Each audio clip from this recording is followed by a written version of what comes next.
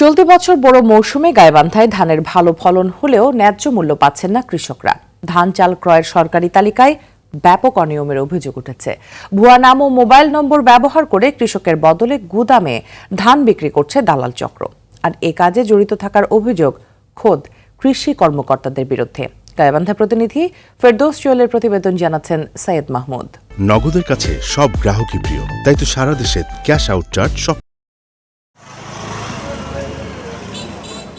ধান বোঝায় সারি সারি ট্রাক, অথচ ধানের মালিকের খোঁজ নেই। থাকবেও বা কি করে? সরকারি তালিকায় যাদের নাম উঠেছে তাদের অনেকেই কৃষক নন, আবার কারো কারো বাড়ি অন্য জেলায়। ভুয়া নাম আর মোবাইল নম্বর ব্যবহার করে মূলত গুদামে ধান দিচ্ছে দালাল চক্র। এমন অনিয়মের অভিযোগ গাইবান্ধার সুন্দরগঞ্জের বামনডাঙ্গা খাদ্য গুদামে।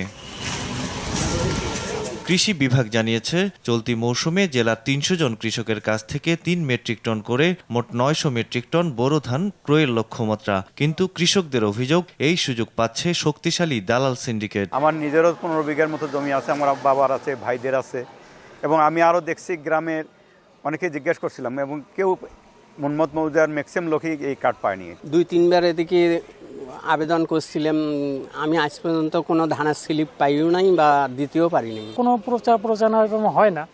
এক দিন হলেও হয়তো কোনো কৃষককে আজ পর্যন্ত দেখলাম না যেখানে ধান রাখে আর কি। তাদের ২-১ নাম দেয়, কিন্তু দেখা যাচ্ছে খোঁজ নিয়ে দেখা যায় এদের কোনো জমাজমি নাই। আবেদন করছি, অনেক চেষ্টা করছি, কিন্তু ধান নেয় না আমাদের কাছে। অভিযোগ নিয়ে জানতে চাইলে খাদ্য কর্মকর্তা দায় চাপিয়ে দেন উপসহকারী কৃষি কর্মকর্তাদের উপর। আবার কৃষি কর্মকর্তা বাতলে দেন ঊর্ধ্বতন কর্মকর্তাদের।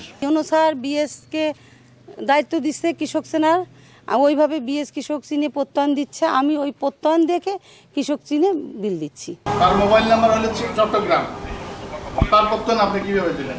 না, আমি তালিকায় তো নাম আছে, 39 নম্বর তালিকায় আছে না সর্বনিম্ন ইউনিট। আপনি আমাদের স্যারের সাথে কথা বলেন। সরকার ধান কেনে কৃষকের কাছ থেকে, সেখানে এক ভদ্রলোকের নামের সামনে আপনার নাম্বারটা ব্যবহার করা।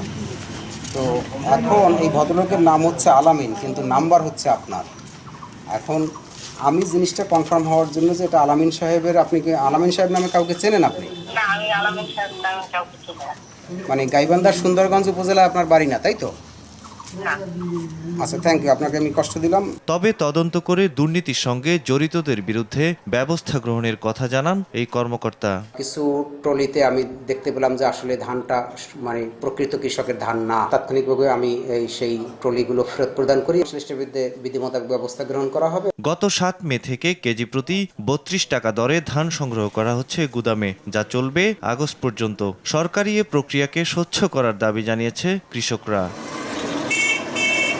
সৈয়দ মাহমুদ, RTV।